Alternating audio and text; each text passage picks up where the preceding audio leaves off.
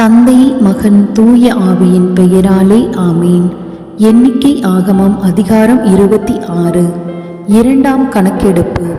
அந்த கொள்ளை நோய்க்கு பின்பு ஆண்டவர் மோசேயிடமும் குரு ஆரோன் மகன் எலெயாசரிடமும் இஸ்ரேல் மக்களின் கூட்டமைப்பு முழுவதிலும் 20 வயதும் அதற்கு மேலும் உள்ள போருக்கு செல்லத்தக்க இஸ்ரேலின் ஆண் மக்கள் அனைவரையும் அவர்கள் மூதாதையர் வீடுகள் வாரியாக கணக்கெடுங்கள் என்றார். மோசேயும் குரு எலெயாசரும் எரிகோவுக்கு எதிரே யோர்தானை அடுத்த மோவாபு சமவெளியில் அவர்களிடம் ஆண்டவர் மோசேக்கு கட்டளையிட்டபடியே 20 வயதும் அதற்கு மேலும் உள்ளவர்களை கணக்கெடுங்கள் என்று கூறினர். எகிப்து நாட்டிலிருந்து வெளியேறி வந்த இஸ்ரேலின் ஆண் மக்கள் பின்வருமாறு: ரூபன் இஸ்ரேலின் தலைமகன், ரூபன் புதல்வர் அனோக்கு வீட்டார், பல்லு வீட்டார், எட்சரோன் வீட்டார், கர்மி வீட்டார். ரூபன் குடும்பங்கள் இவைகளே. இவற்றில் எண்ணப்பட்டோர் 43,730 பேர். பல்லு புதல்வர் எலியாபு புதல்வர் நெமுவேல், தாத்தான், அபிராம். கோராகின் கூட்டத்தார் ஆண்டவருடன் வாக்குவாதம் செய்தபோது மோசேக்கும் ஆரோனுக்கும் எதிராக போராடுமாறு மக்கள் கூட்டமைப்பு தேர்ந்தெடுத்த தாத்தானும் அபிராமும் இவர்களே. அப்போது நிலம் வாயை திறந்து கோராகுடன் சேர்த்து அவர்களையும் விழுங்கியது. நெருப்பு 250 பேரை கவ்வியது. அக்கூட்டம் மாண்டது. இவ்வாறு அவர்கள் ஓர் எச்சரிப்பாயினர். ஆனால் கோராகின் புதல்வர் மடியவில்லை. தங்கள் குடும்பங்கள் வாரியாக சிமியோன் புதல்வர் நெமுவேல் வீட்டார் யாமீன் வீட்டார் யாக்கின் வீட்டார் செராகின் வீட்டார் சாவுல் வீட்டார். சிமியோன் குடும்பங்கள் இவைகளே. இவர்கள் 22,200 பேர். தங்கள் குடும்பங்கள் வாரியாக காத்து புதல்வர் செப்போன் வீட்டார், அதி வீட்டார், சூனி வீட்டார், ஒசுனி வீட்டார், ஏரி வீட்டார், அரோது வீட்டார், அரேலி வீட்டார். அவர்கள் எண்ணிக்கைப்படி காத்து புதல்வர் குடும்பங்கள் இவையே. அவர்கள் 40,500 பேர். யூதாவின் புதல்வர் ஓனான் என்போர். ஓனான் ஆகியோர் கானான் நாட்டில் இறந்தனர். தங்கள் குடும்பங்கள் வாரியாக யூதாவின் புதல்வர் சேலா வீட்டார், பெரேட்சு வீட்டார், செராகு வீட்டார்.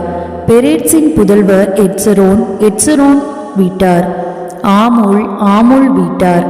அவர்கள் எண்ணிக்கைப்படி யூதாவின் குடும்பங்கள் இவையே. அவர்கள் 70,500 பேர்.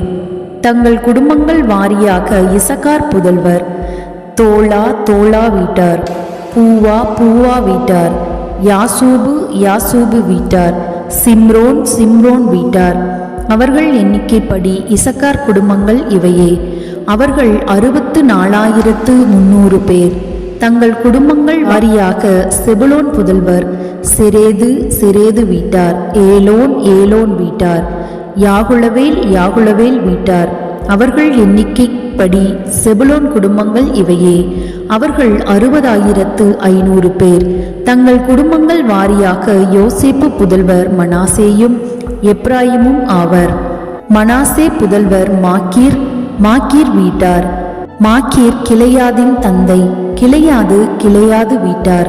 கிளையாது புதல்வர் இவர்களே: இயசேர் வீட்டார், ஏலேக்கு வீட்டார், அசிரியேல் வீட்டார், செக்கேம் வீட்டார், செமிதா வீட்டார், ஏபேர் வீட்டார். ஏபேர் மகன் செலோபுகாதுக்கு புதல்வர்கள் இல்லை, ஆனால் புதல்வியர் இருந்தனர். செலோபுகாதின் புதல்வியர் பெயர்கள் மக்லா, நோகா, ஒக்லா, மில்கா, திர்சா. மனாசேயின் குடும்பங்கள் இவைகளே. இவர்கள் தொகை 53,700. தங்கள் குடும்பங்கள் வாரியாக எப்ராயிம் புதல்வர் இவர்களே: சுத்தேலாகு வீட்டார், பெக்கேர் வீட்டார், தகான் வீட்டார். சுத்தேலாகின் புதல்வர் ஏரானும் ஏரான் வீட்டாருமே. அவர்கள் எண்ணிக்கைப்படி எப்ராயிம் புதல்வர் குடும்பங்கள் இவையே. அவர்கள் 30,500 பேர். மொத்தம் தங்கள் குடும்பங்கள் வாரியாக யோசேப்பு புதல்வர் இவர்களே. தங்கள் குடும்பங்கள் வாரியாக பென்யமின் புதல்வர் பேலா வீட்டார், அசுபேல் வீட்டார், அக்கிராம் வீட்டார், செபுபாம் வீட்டார், கூபாம் வீட்டார். பேலா புதல்வர் அருது, நாமான் என்போரே. அருது வீட்டார், நாமான் வீட்டார். தங்கள் குடும்பங்கள் வாரியாக பென்யமின் புதல்வர் இவர்களே. அவர்கள் தொகை 45,600. தங்கள் குடும்பங்கள் வாரியாக தான் புதல்வர் இவர்களே. சூகாம் வீட்டார். தங்கள் குடும்பங்கள் வாரியாக இவைகளே தான் குடும்பங்கள். அவர்கள் எண்ணிக்கைப்படி சூகாம் குடும்பத்தினர் 64,400 பேர். தங்கள் குடும்பங்கள் வாரியாக ஆசேர் புதல்வர் இம்னா வீட்டார், இசுவி வீட்டார், பெரியா வீட்டார். பெரியா புதல்வர் ஏபேர் வீட்டார், மல்கியேல் வீட்டார். ஆசேர் புதல்வி பெயர் செராகு. அவர்கள் எண்ணிக்கைப்படி ஆசேர் புதல்வர் குடும்பங்கள் இவையே. அவர்கள் 53,400 பேர். தங்கள் குடும்பங்கள் வாரியாக நப்தலி புதல்வர் யாகுட்சேல் வீட்டார், கூனி வீட்டார், எட்சேர் வீட்டார், சில்லேம் வீட்டார். அவர்கள் எண்ணிக்கைப்படி நப்தலி குடும்பங்கள் இவையே. அவர்கள் தொகை 45,400. ஆக இஸ்ரவேலின் ஆண் மக்கள் தொகை 6,01,730. ஆண்டவர் மோசேயிடம் கூறியது: பெயர்களின் எண்ணிக்கைக்கு தக்கவாறு அவர்களுக்கு இந்த நாடு உரிமை சொத்தாக பங்கிடப்படும். குலங்களுள் பெரியவற்றுக்கு கூட்டியும் சிறியவற்றுக்கு குறைத்தும் நீ அதனதன் உரிமை சொத்தை கொடுப்பாய். ஒவ்வொன்றுக்கும் அதன் தொகைக்கேற்ப உரிமை சொத்து வழங்கப்படும். ஆயினும் திருவுள சீட்டு முறையிலேயே நாடு பங்கிடப்படும். அவர்கள் தங்கள் மூதாதையர் குல பெயர்கள் வாரியாக உரிமை சொத்தை பெறுவர். பெரியவற்றுக்கும் சிறியவற்றுக்கும் இடையே திருவுள சீட்டு முறைப்படி அதனதன் உரிமை சொத்து பங்கிடப்படும். தங்கள் குடும்பங்கள் வாரியாக எண்ணப்பட்ட லேவியர் இவர்களே: கேர்சோன் வீட்டார், கெகாது வீட்டார், மெராரி வீட்டார். லேவியர் குடும்பங்களான லிப்னி குடும்பம், எபிரோன் குடும்பம், மக்லி குடும்பம், மூசி குடும்பம், கோராகு குடும்பம். கெகாது அம்ராமின் தந்தை. அம்ராம் மனைவி பெயர் யோக்கபேத்து. இவள் லேவி மகள். லேவிக்கு எகிப்தில் பிறந்தவள். அம்ராமுக்கு இவள் ஆரோன், மோசே அவர்களின் சகோதரி மிரியாம் ஆகியோரை பெற்றெடுத்தாள். ஆரோனுக்கு பிறந்தவர்கள் நாதாபு, அபிகு, எலெயாசர், இத்தாமர் ஆகியோர். ஆனால் நாதாபும் அபிகூவும் ஆண்டவர் முன் வேற்று நெருப்பை கொண்டு வந்தபோது கொல்லப்பட்டனர். லேவியருள் 1 மாதமும் அதற்கு மேலும் வயதுடைய ஆண்களில் எண்ணப்பட்டோர் 23,000 பேர். இஸ்ரேல் மக்களிடையே அவர்கள் பதிவு செய்யப்படவில்லை. ஏனெனில் இஸ்ரேல் மக்களிடையே அவர்களுக்கு எந்த உரிமை சொத்தும் தரப்படவில்லை.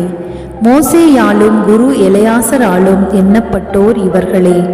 அவர்கள் இஸ்ரேல் மக்கள் எரிகோவுக்கு எதிரே யோர்தானை அடுத்த மோவாபிய சமவெளியில் எண்ணினார்கள். ஆனால் சீனாய் பாலை நிலத்தில் எண்ணப்பட்டிருந்த இஸ்ரேல் மக்களில், அதாவது மோசேயாலும் குரு ஆரோனாலும் எண்ணப்பட்டோருள் எவரும் இவர்களிடையே இல்லை. ஏனெனில் அவர்கள் பாலை நிலத்தில் மடிந்து விடுவர் என்று ஆண்டவர் சொல்லியிருந்தார். எப்புன்னே புதல்வன் காலேபையும் நூன் புதல்வன் யோசுவாவையும் தவிர அவர்களில் ஒருவனும் மீந்திருக்கவில்லை. இது ஆண்டவரின் அருள்வாக்கு. இறைவா, உமக்கு நன்றி.